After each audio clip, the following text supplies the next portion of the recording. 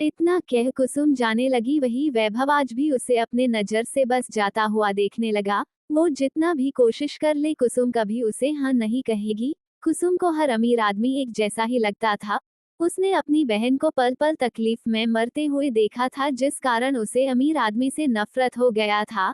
हाँ, वैभव भी उन अमीर आदमियों में से ही एक था, पर कुसुम के लिए वो खुद को बहुत बदल चुका था। पर फिर भी कुसुम कभी उस पर भरोसा नहीं की। कुसुम ऑटो लेने के बाद घर के लिए निकल चुकी थी, पर अब भी उसके आंखों से आंसू थमने का नाम ही नहीं ले रहा था। वही वैभव उस ऑटो के पीछे अपने ड्राइवर को जाने का बोल अपने मन में ही बोला, इतनी रात को अकेले ऑटो में कैसे जा सकती है ये? कम से कम अपने लिए कोई सस्ता कार ही ले लेना चाहिए। वही ऑटो में ऑटो चला रहा आदमी कुसुम के रोने की वजह से उसे बार बार पीछे मुड़कर देख रहा था।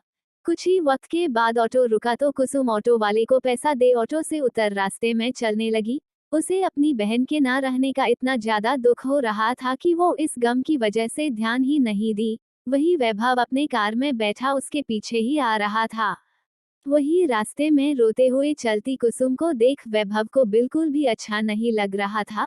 वो ये बात कुसुम को बताना नहीं चाहता था कि उसकी बहन अब इस दुनिया में नहीं रही, पर वो बस इतना चाहता था कि कुसुम और उसकी बेटी सेफ रहे, और इसके लिए सच बताना जरूरी था। कुसुम का घर आ गया। वो अपने घर के दरवाजे के पास खड़ी हो अपने आंसू रोकने का कोशिश कर रही थी, पर उससे ये हो ही नहीं पा रहा था। तभी कुसुम का फोन बजा तो कुसुम अपना फोन निकाल नंबर से कॉल आता देख कॉल उठा अपने रुहासा से भरे दबे आवाज में बोली, खेलो, अगर ऐसे ही रोते रहोगी तो मैं तुम्हें आकर अपने गले से लगा लूंगा। वैभव का आवाज सुन कुसुम अपने आंसू पोंछ चिरते हुए पीछे मुड़ देखी। मेन गेट के बाहर वैभव का कार देख गुस्से में आग बबूला होते हुए कुसुम बोली, तुम अपनी लिमिट क्रॉस मत करो नहीं तो। इतना कह वो शांत हो गई। कुसुम का कांटा फिर तो मैं जा अटकता देख वैभव के होंठों पर मुस्कान छा गया। वही कुसुम चढ़ते हुए फोन कटकर अपने चेहरे को आगे मोड़ दरवाजा खोल अंदर जाने लगी। वैभव को बहुत अच्छे से पता था कुसुम को कैसे चुप कराया जा सकता है। कुसुम के अंदर जाते ही वैभव अपने ड्राइवर को चलने का बोल दिया। वही कुसुम झुंझलाते हुए अंदर आ गई। तभी अपनी बेटी को सोफे पर बैठ मोबाइल में गेम खेलते हुए देखी तो कुसुम को वैभव का बात याद आ गया, तो वो अपनी बेटी के पास जा बैठ गई। अपनी माँ को आता देख पंछी गेम खेलना बंद कर अपनी माँ का चेहरा देखी। रोने की वजह से कुसुम की आंखें फूल चुकी थी और उसका गोरा चेहरा बार बार आंसू को पोंछने से लाल हो चुका था। ये देख पंछी चिंता से पूछी, क्या हुआ मम्मा, आप रो रही थी क्या? किसी ने पंछी की मम्मा को कुछ बोला है क्या? अपनी बेटी के सवाल का कोई जवाब ना देते हुए कुसुम अपनी बेटी को अपने सीने से लगा ली। कुसुम के ऐसे करने से पंछी का चिंता बढ़ गया। वो आगे कुछ पूछती इससे पहले ही कुसुम पूछ पड़ी, बेटा तुमने उसे कहाँ देखा था? ये कह कुसुम अपनी बेटी से अलग हो गई तो पंछी सवालिया नजर से अपनी माँ को देखते हुए पूछी, किसे मम्मा? अपने जैसी दिखने वाली लड़की को। ये सुन पंछी सोचने लगी वो आखिर क्या बोले। उसने तो शौर्य के पास उस लड़की का तस्वीर देखा था। वो कुछ सोचते हुए हकलाते हुए बोली, पता नहीं मम्मा, अनजाने में मैं किसी से टकरा गई थी, उसके पास में ही मैंने अपनी जैसी दिखने वाली लड़की का फोटो देखी थी। ये सुन कुसुम घबराते हुए बोली, उस आदमी ने तुम्हारे साथ कुछ बुरा तो नहीं किया था ना? किया तो बहुत बुरा था शौर्य ने पंछी के साथ, पर पंछी अपनी मम्मा को परेशान नहीं करना चाहती थी बताकर वो झट बोल पड़ी, नहीं मम्मा, पर हुआ क्या है? कुसुम गहरी सांस ले बोली, बेटा तुम अब से स्कूल के बाद सीधा घर आओगी, और हाँ, कभी भी रास्ते में तुम्हें ऐसा लगे कि कोई फॉलो कर रहा है या तुम्हें वो आदमी अजीब लगे तो तुरंत किसी से हेल्प ले पुलिस को कॉल कर देना। ओके बेटा। ठीक है मम्मा। इससे आगे पंछी पूछना चाहती थी, पर कुसुम खड़ी हो बोली, मैं फ्रेश होकर आती हूँ।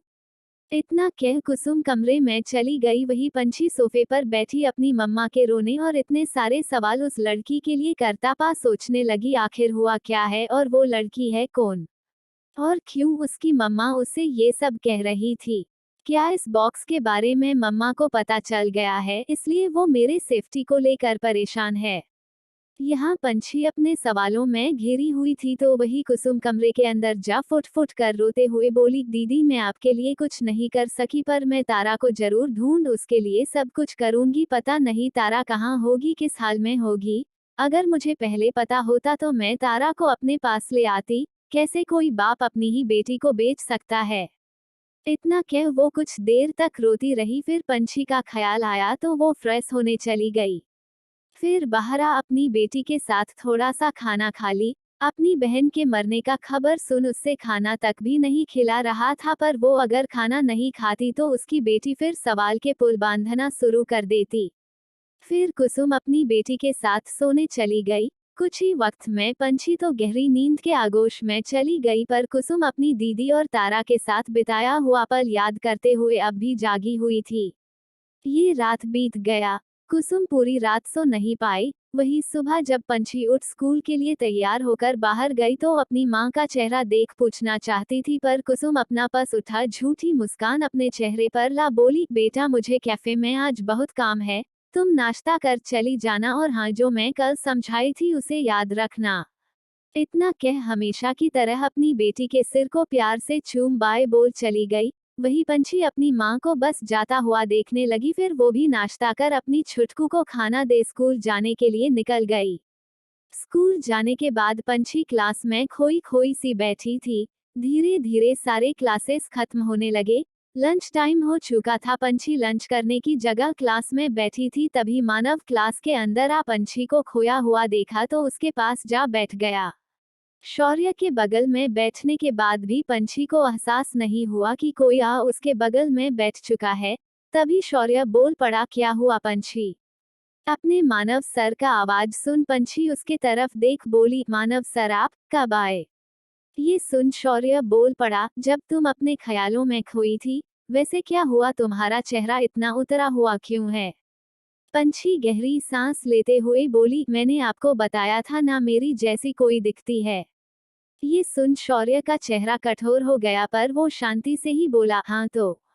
पंछी उदासी से बताने लगी, पता नहीं मम्मा को कल क्या हुआ था। वो शायद कल बहुत रोई होंगी, फिर वो मुझसे उस लड़की के बारे में पूछ रही थी। मैं कहा देखी ये सब और तो और वो मुझे बोलने लगी कि मैं स्कूल से सीधा घर आ जाऊं, और अगर मुझे ऐसे लगे कि कोई मेरा पीछा कर रहा है या मुझे कोई इंसान अजीब लग रहा है तो मैं तुरंत किसी का हेल्प ले पुलिस को इन्फॉर्म कर दूं। मुझे समझ नहीं आ रहा था मम्मा ऐसा क्यों बोल रही है, आखिर वो लड़की है कौन? शौर्य अपने मन में ही बोला, तुम्हारी बहन। इतना कहने के बाद वो अपने मन में ही फिर बोला, क्या कुसुम को पता चल गया है तारा के मौत का? नहीं, ऐसा होता तो तारा कहाँ है ये जानने का कोशिश नहीं करती। वैसे जो तारा के साथ हुआ है मैं लिटिल थिंग के साथ कभी नहीं होने दूंगा। अपने मन में ही ये सब कह शौर्य उसके माथे पर अपना हाथ रख प्यार से बोला, उन्हें बस तुम्हारी चिंता है इसलिए तुम्हारे सेफ्टी के लिए ये सब बोली होंगी। इस बारे में अब ज्यादा सोचो मत। तभी क्लास के अंदर आदिल आ गया। शौर्य आदिल का नजर मिला, दोनों एक दूसरे को अपने कोल्ड नजर से देखे। तभी शौर्य खड़ा हो आदिल को दिखाने के लिए पंछी के सिर पर चूम प्यार से बोला, सोचना बंद करो, अब अपना लंच करने जाओ। मानव सर को ऐसा करता देख आदिल का चेहरा गुस्से में लाल हो गया। वही शौर्य उसके तरफ देख कोल्ड मुस्कान दे क्लास से बाहर जाने लगा। कुछ वक्त के बाद लंच क्लास खत्म हो गया। लंच के बाद का क्लास स्टार्ट हो गया। धीरे धीरे वो सारे क्लासेस भी खत्म हो गए।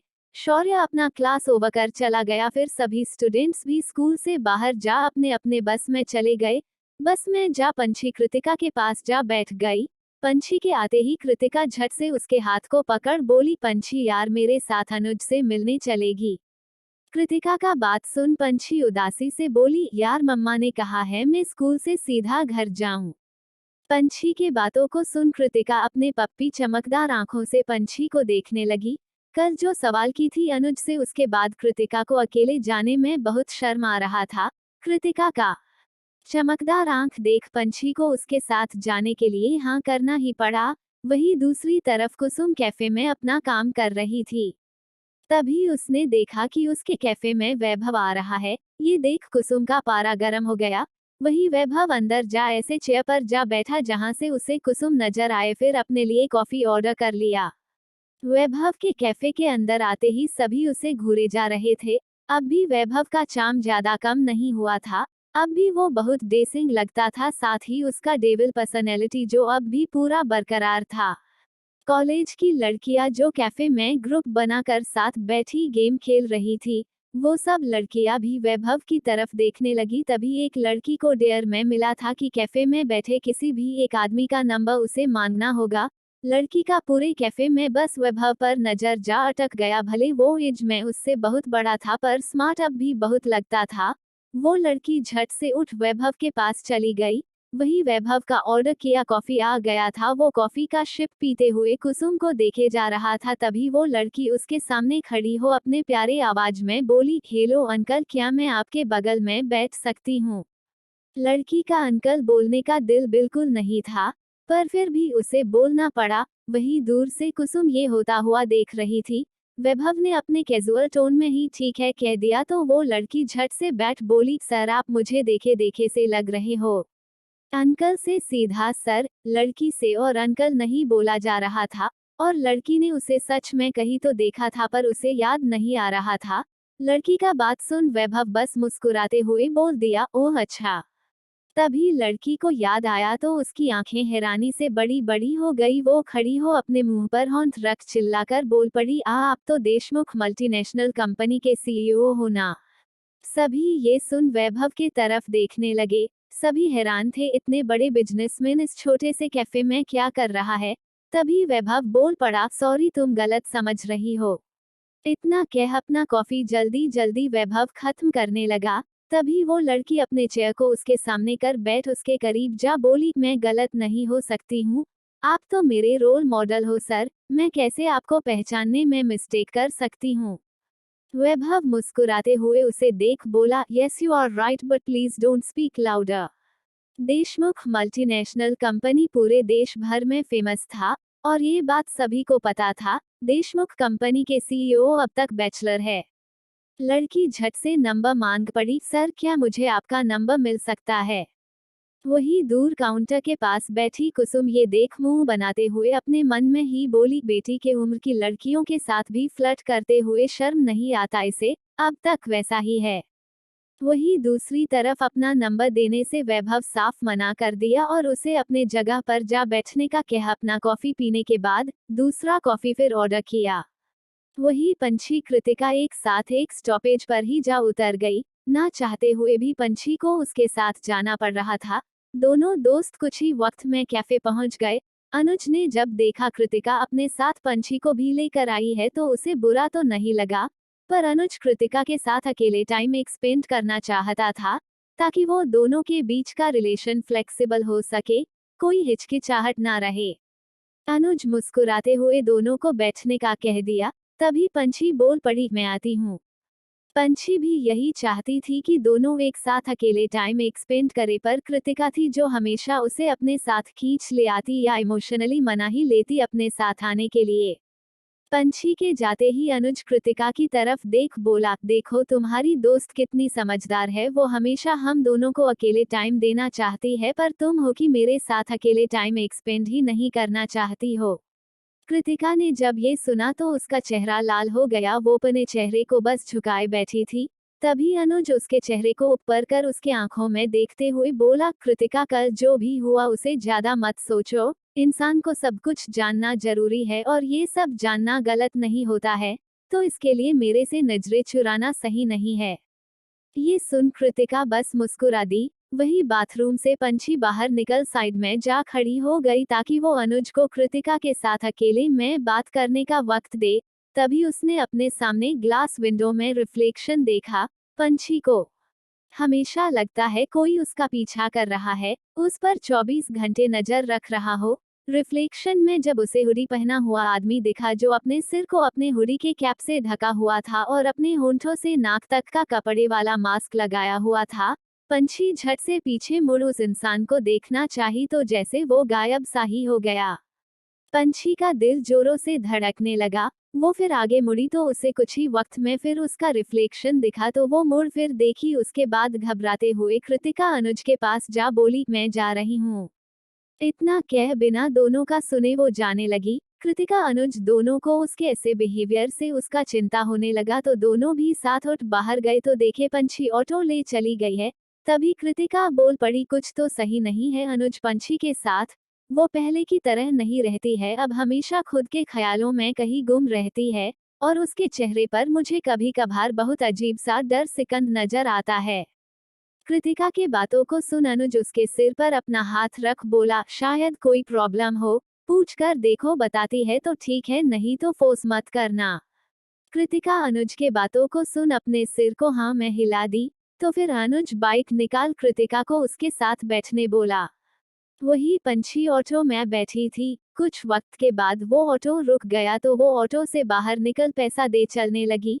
साथ ही वो आसपास भी देखे जा रही थी। फिर अपने घर के पास पहुंच जल्दी से घर का दरवाजा खोल अंदर चली गई। फिर गहरी सांस भरते हुए वो अपने आप को नॉर्मल की। फिर अपनी छुटकू को खाने का दे, अपने कमरे में जा फ्रेश हो, अपना फोन ले। उसे चलाते हुए अपना खाना निकालने को थी तभी उसके फोन में अननोन नंबर से मैसेज आया। तो पंछी मैसेज खोल देखी, उसमें लिखा था, तुम प्रॉब्लम में हो। उसके फोन में जब किसी नंबर से ऐसा मैसेज आया तो वो हैरान हो गई। तभी उसके फोन में एक और मैसेज आया, किसी पर भरोसा मत करना, बस अपने आप पर करना मेरी बहादुर बेटी। ये सिर्फ उसके पिता बोलते थे। जब पंछी ने मैसेज पढ़ा तो वो हैरान रह गई। पर ये कैसे हो सकता है? उसके आंखों से आंसू का बूंद गिरते हुए उसके चेहरे पर आने लगा। वो एकटक उस मैसेज को देखे जा रही थी कि तभी पंछी को एक और मैसेज आया, मेरी बहादुर बेटी, अपने पापा से मिलने तुम कल शाम 4 बजे सिविल हाउस की तरफ आ जाना, और अपनी मम्मा या किसी और को ये मत बताना, ठीक है बेटा। अपने पापा का मैसेज पढ़ पंछी हैरान थी और कंफ्यूज भी। पंछी ने उस नंबर पर कॉल किया पर फोन स्विच ऑफ बताने लगा। पंछी के दिल में घबराहट पैदा हो गया। वो आज खाना भी नहीं खाई, बस उस मैसेज को देखती हुई सोचती रही। धीरे धीरे वक्त बीतने लगा, रात का वक्त हो चुका था। वहीं दूसरी तरफ कैफे से सभी कस्टमर जा चुके थे और वहां काम करने वाली सभी स्टाफ भी धीरे धीरे जा रही थी। लास्ट में बस ज्योति और कुसुम बची। ज्योति भी जाने को थी पर वैभव अब भी बैठा था तो ज्योति उसके पास जा बोली, सर कैफे बंद होने वाला है। वैभव गहरी सांस ले बोला, ओह। इतना कह कुसुम के तरफ देख बोला, पर मुझे एक और कॉफी चाहिए। ज्योति को समझ नहीं आ रहा था वो क्या करे। तभी कुसुम आ बोली, ज्योति तुम घर जाओ। ज्योति ठीक है बोल घर जाने को तो निकल गई, पर उसके दिमाग में बस मैडम और उस कस्टमर के बीच क्या है वो चलने लगा। वही कैफे के अंदर कुसुम वैभव को कोल्डली देख बोली, कैफे बंद हो चुका है, आपको अब कॉफी नहीं मिल सकता है सर। अगर कॉफी चाहिए तो अपने घर में जाकर खुद ही बनाकर पी लीजिए। ये सुन वैभव फ्लाटी मुस्कान के साथ उसे देखते हुए बोला, मुझे कॉफी बनाना नहीं आता है और मेरे घर में कॉफी बनाने के लिए मेरी बीवी भी नहीं है। कुसुम उसे कोल्डली ही घूरते हुए देख बोली, आपको बीवी की क्या जरूरत है? वो सारी लड़कियां हैं ना जिसके साथ आप रात बिताते हो, वो आपके लिए कॉफी जरूर बना देंगी। कुसुम का बात सुन वैभव गुस्से में उठ कुसुम का बाजू कस के पकड़ अपने कठोर आवाज में बोला, कुसुम इनफ, तुम्हारे सभी बातों को बर्दाश्त करता हूँ क्योंकि तुमसे प्यार करता हूँ, पर तुम हो कि समझने का नाम ही नहीं ले रही हो। जब वैभव ने ये कहा तो कुसुम अपने हाथ को छुड़ाने की कोशिश करते हुए बोल पड़ी, प्यार जैसा शब्द तुम्हारे मुंह से शूट नहीं करता है वैभव, तुम तो बस लड़कियों को पाने के लिए अपनी कोई भी हद पार कर सकते हो।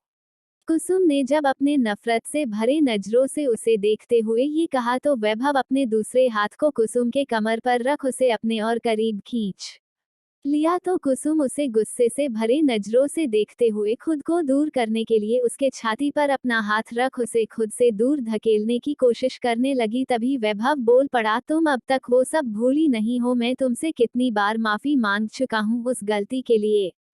ये सुन कुसुम शांत हो उसे देखने लगी। तभी वैभव आगे बोल पड़ा, मैं ऐसा क्या करूँ जिससे तुम मुझे माफ कर दोगी कुसुम?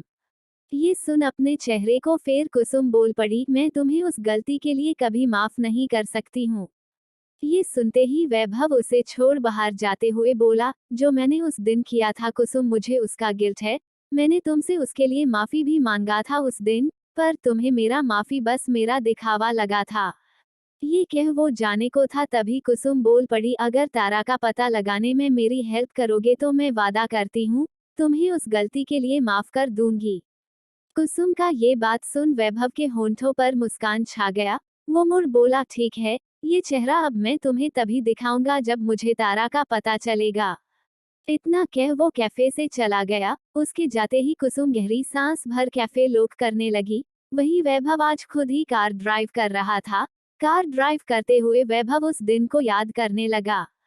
वैभव के जिद के कारण ना चाहते हुए भी उसके पेरेंट्स को उसका शादी कुसुम से ही फिक्स करना पड़ा था। वही कुसुम को भी उसके पेरेंट्स का बात मानना ही पड़ा, बस अपनी बहन के लिए। कावेरी का हस्बैंड उसे रोज मारता, टॉर्चर करता और अयाश तो वो था ही, तो बस कुसुम अपनी कावेरी दी और तारा को उस राक्षस से दूर करना चाहती थी। तो उसने शादी के बदले शर्त रख दिया, अगर उसके पेरेंट्स कावेरी के डाइवोर्स के लिए केस करते हैं तो वो शादी करने के लिए तैयार है। कुसुम का ये शर्त उसके पिता मान गए थे, पर शर्त के बदले शर्त रखे कि उसे पहले वैभव से एंगेजमेंट करना पड़ेगा, तब वो डाइवोर्स के लिए वकील हायर करेगा और केस लड़ेगा। कुसुम इस डील के लिए तैयार हो चुकी थी। वैभव और उसका एंगेजमेंट हो गया। एंगेजमेंट के दिन अपने आप को टच तक करने कुसुम वैभव को नहीं दे रही थी, जिस वजह से वैभव का चाहत उसे छूने का बढ़ता चला गया। वही कावेरी ये चीज नोटिस कर पा रही थी। एंगेजमेंट के बाद कावेरी अपनी बहन को ये शादी करने से मना करने लगी, पर कुसुम अपनी जान से प्यारी दी के लिए खुशी खुशी अपनी जिंदगी कुर्बान करने को तैयार थी। फिर ये तो बस शादी था। एंगेजमेंट के अगले दिन वैभव कुसुम को अपने साथ बाहर ले जाने के लिए आया। कुसुम का जाने का दिल बिल्कुल भी नहीं था, पर फिर भी कुसुम को जाना पड़ा। वैभव कुसुम को अपने साथ रेस्टोरेंट ले गया। पूरा टाइम कुसुम अपना मुंह बना कर रखी, साथ ही खाना भी सिर्फ 1 से 2 बाइट ही खाई थी। उसके बाद वो दोनों रेस्टोरेंट से बाहर निकल गए। वैभव को बहुत गुस्सा आ रहा था कुसुम के बर्ताव से। वो आज सोच ही लिया था कुसुम को लाइन पर तो वो लाकर रहेगा। कुसुम कार में जा बैठी तो वैभव भी ड्राइविंग सीट पर बैठकर उसके घर ले जाने की जगह कोई दूसरा रास्ता पकड़ लिया। ये देख कुसुम का दिल जोरों से धड़कने लगा। कुसुम झट से बोल पड़ी, कहाँ ले जा रहे हो तुम मुझे?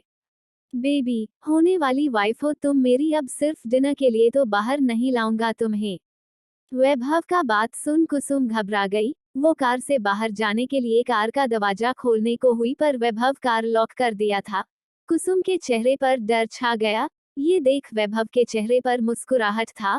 वो शैतानी मुस्कान के साथ बोला, बहुत तड़पाई हो तुम मुझे, कब से तुम्हें छूना चाहता हूँ, पर तुम हो कि मुझे अपने करीब तक आने नहीं देती हो।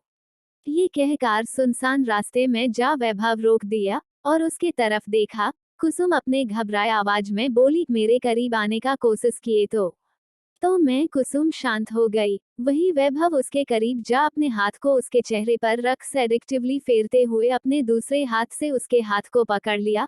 कुसुम उसे खुद से दूर करने का बहुत कोशिश की, पर वैभव का शरीर इतना मजबूत था कि वो उसे खुद से दूर नहीं कर पाई। तभी वैभव अपने होंठों को कुसुम के कोमल होंठों के करीब ले जा अपने होंठ उसे के कोमल होंठों पर टिका उसे कुरूलत से चूमने लगा। कुसुम के होंठों से खून बाहर आने लगा था, पर वैभव रुका नहीं। उसके खून को भी चूसते हुए अपने हाथ को जैसे ही उसके जिस्म में फेरना शुरू किया, वैसे ही कुसुम के आंखों से आंसू गिर वैभव के शरीर में भी जा गिरने लगा। जैसे ही उसका आंसू वैभव को उसके शरीर में महसूस हुआ तो वो उससे दूर हो उसके चेहरे को देखा। इतने वक्त में अभी तक सिर्फ उसका बोल्ड अवतार ही वैभव देखा था। जब उसके झील जैसे बड़ी बड़ी काली आंखों से आंसू बहता देखा तो उसका दिल जोरों से धड़कने लगा।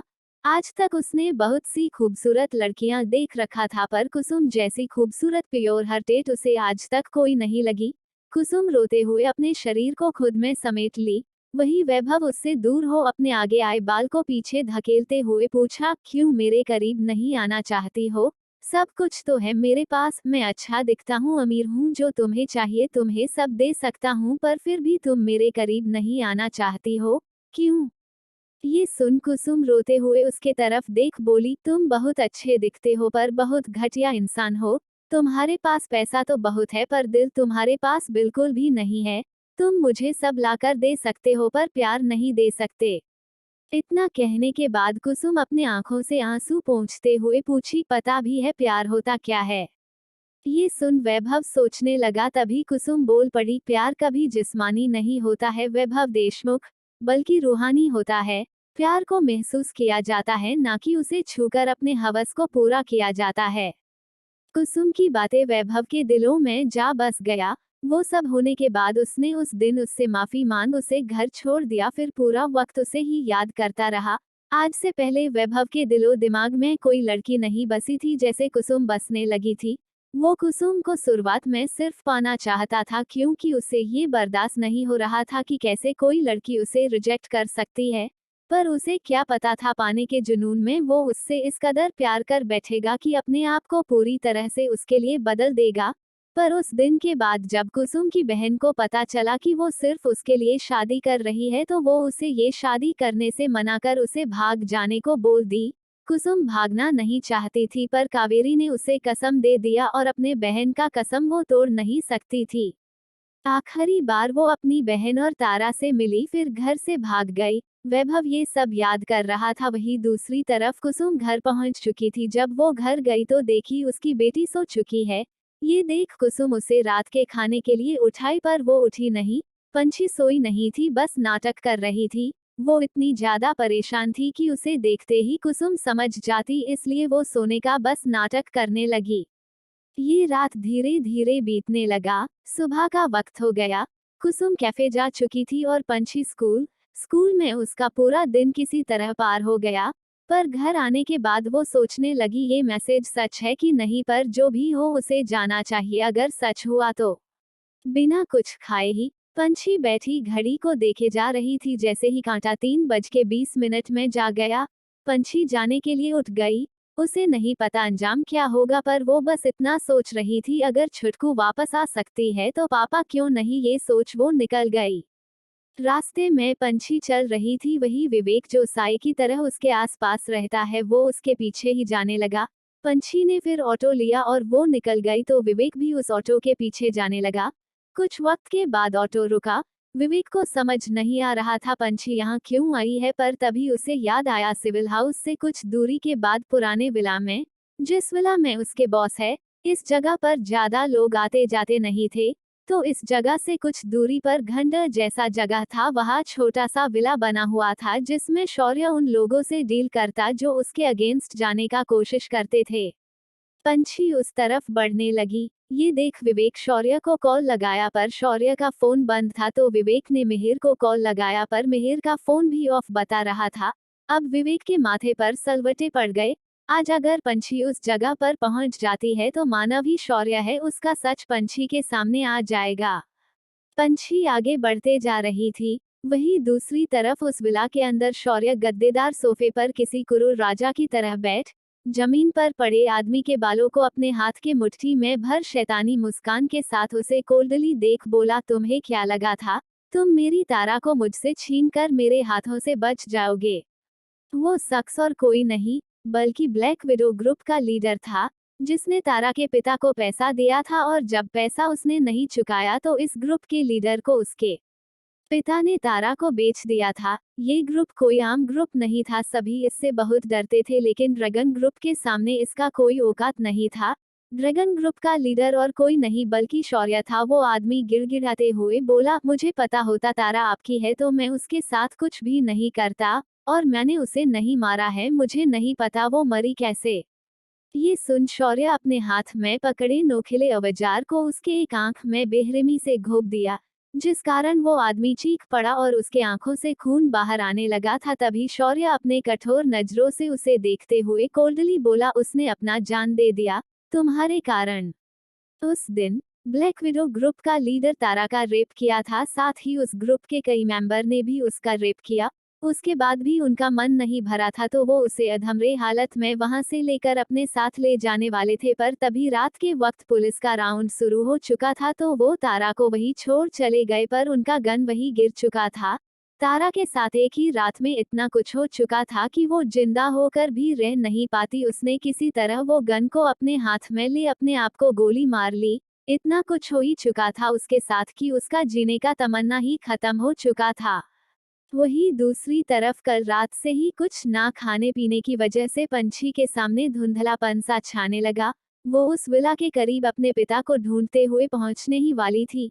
ये देख विवेक उसे रोकने के लिए उसके पास जाने लगा, तभी उसके और पंछी के बीच काले रंग का लग्जरी कार आ रुका। कार में बैठा शख्स कार के विंडो को नीचे कर पंछी के तरफ देख अपने धीमे आवाज में बोला, पंछी यहाँ क्या कर रही है? वो शख्स और कोई नहीं बल्कि वैभव देशमुख था। तभी पंछी का शरीर ना खाने पीने की वजह से इतना कमजोर हो चुका था कि वो बेहोश हो जमीन पर जा गिरी। ये देख विवेक उसके पास भागते हुए जाने को था, पर इससे पहले ही वैभव कार से बाहर निकल पंछी के पास जा उसे देखने लगा।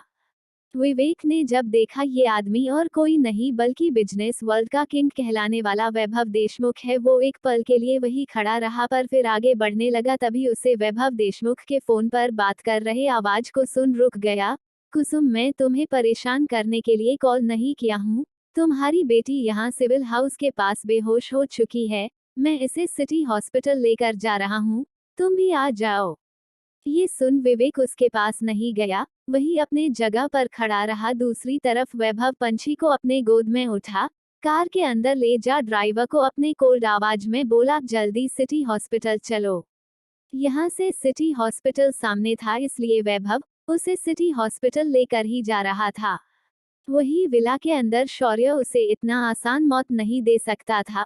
उसने उसके आंखों से नोखिला औजार निकाल लाल मिर्च का पाउडर अपने हाथ में भर उसके आंखों में डाल दिया, जिस कारण वो आदमी और चिल्लाते हुए तड़पने लगा। तभी शौर्य अपने कठोर आवाज में बोला, मेरी तारा भी ऐसे ही तड़प रही होगी। इतना कह बचे दूसरे आंख में भी नौखिला औजार शौर्य बेरहमी से घुसा दिया, जिससे आदमी जोरों से चिल्ला पड़ा। तो शौर्य कोल्ड मुस्कान के साथ उसे देख उसका बंधा हुआ हाथ खोल दिया तो आदमी छटपटाते हुए अपने आंख से औजार निकाल अपने दोनों आंखों पर अपने हाथ को रख लिया और चिल्लाने लगा। उसे तड़पता देख शौर्य को बहुत सुकून मिल रहा था। इस आदमी को पकड़ने में शौर्य को इतना साल लगा है, जितना साल शौर्य उसे पकड़ने में लगाया है अब उतना ही तड़पाएगा भी। वो आगे कुछ करता तभी विवेक हाफते हुए आ बोला, बॉस पंछी सिटी हॉस्पिटल में है। ये सुन शौर्य, जिसके कपड़े पर उस आदमी का खून लग चुका था, साथ ही उसके हाथ में भी, और उसका चेहरा सख्त और उसकी आंखें कोल्ड थी, वो अभी बिल्कुल नर्क का शैतान दिख रहा था। जब विवेक ने शौर्य को ऐसा देखा तो उससे कुछ आगे बोला ही नहीं जा रहा था। विवेक की हालत को देख मिहिर उसके पास आ उसके हाथ को पकड़ बोला, पंछी को क्या हुआ है। तभी शौर्य खड़ा हो अपने खून लगे शर्ट के बटन को खोल मिहिर के तरफ देख बोला, इसे अभी उसी कमरे में बंद कर दो। इतना कह विवेक की तरफ देख बोला, क्या हुआ है पंछी को। विवेक ने फिर सारा बात बता दिया। तो गुस्से में शौर्य उसके पास आ विवेक के गाल पर एक जोरदार थप्पड़ जड़ बोला, अगर मेरा फोन बंद बता रहा था तो तुम्हें किसी और के पास कॉल करना चाहिए था। तभी मिहिर बीच में आ बोला, बॉस आपको डिस्टरबेंस पसंद नहीं इसलिए सभी के फोन ऑफ थे, इसमें विवेक का कोई गलती नहीं है। शौर्य गुस्से में कुछ भी कर जाता था। उसने अपने शर्ट को खोल जमीन पर फेंक बाहर जाने लगा, तो विवेक भी उसके पीछे जाने को था। तभी मिहिर उसका हाथ पकड़ उसे रोकते हुए बोला, तुम घर जाओ, मैं बॉस के साथ रहता हूँ और तुम्हारे बदले आज मैं पंछी पर नजर भी रख लूंगा। वही वैभव पंछी को हॉस्पिटल ले जा एडमिट कर दिया। कुछ ही वक्त में कुसुम भी आ चुकी थी। वो आते के साथ पूछी, मेरी बच्ची कैसी है। वो ये बोली ही थी कि तभी डॉक्टर बाहर आ बोली, उसने कुछ ठीक से खाया पिया नहीं है और शायद वो किसी बात को लेकर बहुत परेशान है। अभी वो बच्ची है, इतना ज्यादा प्रेशर अपने दिमाग में हैंडल नहीं कर सकती है।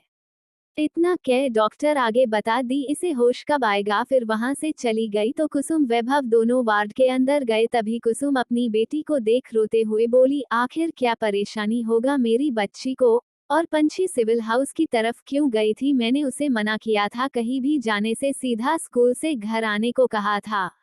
वैभव कुसुम के सिर पर अपना हाथ रख उसे अपने सीने से लगा बोला, कुसुम शांत हो जाओ, अगर तुम ऐसे पैनिक करोगी तो तुम्हारी बेटी को कौन संभालेगा। इसे होश आएगा तो सब पता चल जाएगा तुम्हें।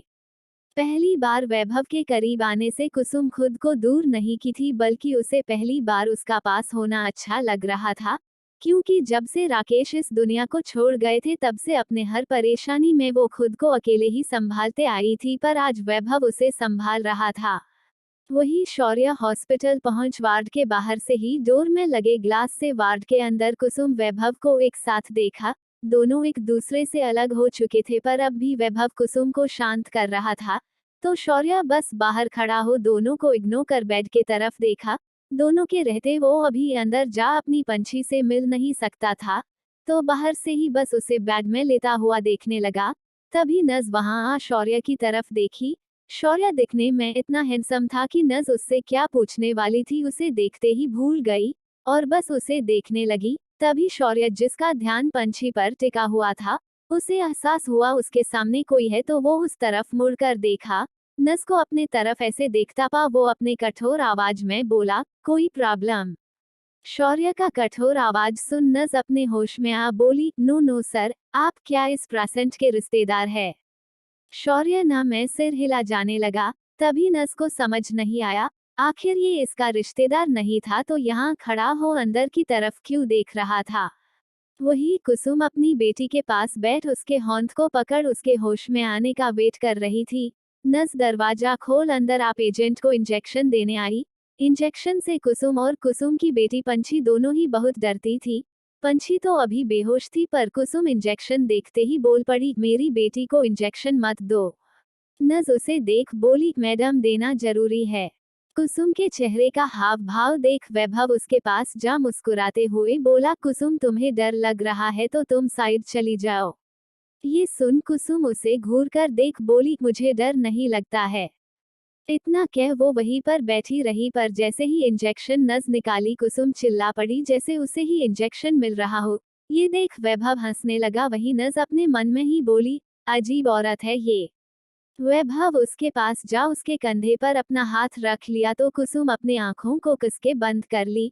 कुसुम के शांत होते ही नज ने पंछी को इंजेक्शन लगा दिया। इंजेक्शन लगाने के बाद वो चली गई पर कुसुम अब भी अपने आंखों को बंद की हुई थी। वैभव उसके पास जा बेड के थोड़े हिस्से में बैठ उसके खूबसूरत डरे चेहरे को देखने लगा। वैभव अपने आप को उसके करीब जाने से बहुत रोकने का कोशिश करता पर उसे देखते ही वो उसमें खोसा जाता था। वो अपने हाथ को आगे बढ़ा जैसे ही कुसुम से चेहरे को छूने को हुआ पर तभी उसका फोन बजने लगा। अभी अपने फोन के बजने से उसका चेहरा डार्क हो चुका था। जो भी उसे कॉल कर इतना प्यारा मोमेंट बर्बाद किया है वो उसे छोड़ने वाला नहीं था। फोन के आवाज से कुसुम अपनी आंखें खोल ली। वही वैभव अपने हाथ पीछे कर अपना फोन निकाल कॉल उठाते हुए वार्ड से बाहर चला गया। वो बात करते हुए चले जा रहा था। वही शौर्य फोन पर ही मिहिर को ऑर्डर दिया, पता लगाओ पंछी वहां क्या करने गई थी। ऑर्डर सुन मिहिर इस काम में लग गया। वही शौर्य अपना फोन रख मुड़ ही रहा था तभी वो और मिस्टर देशमुख टकरा गए। टकराते ही वैभव शौर्य दोनों का नजर एक दूसरे से टकराया। शौर्य का ऑरा देख कोई भी बता सकता था वो कोई आम इंसान नहीं होगा। दोनों एक दूसरे को देखे। वैभव को देखते वक्त शौर्य के आंखों में कोल्डनेस भरा था। वही वैभव को शौर्य देखा देखा सा लग रहा था। वो याद करने का कोशिश करने लगा। वही शौर्य उसे इग्नोर करते हुए जाने को था पर तभी वैभव उसे देखते हुए याद करने का कोशिश करने लगा।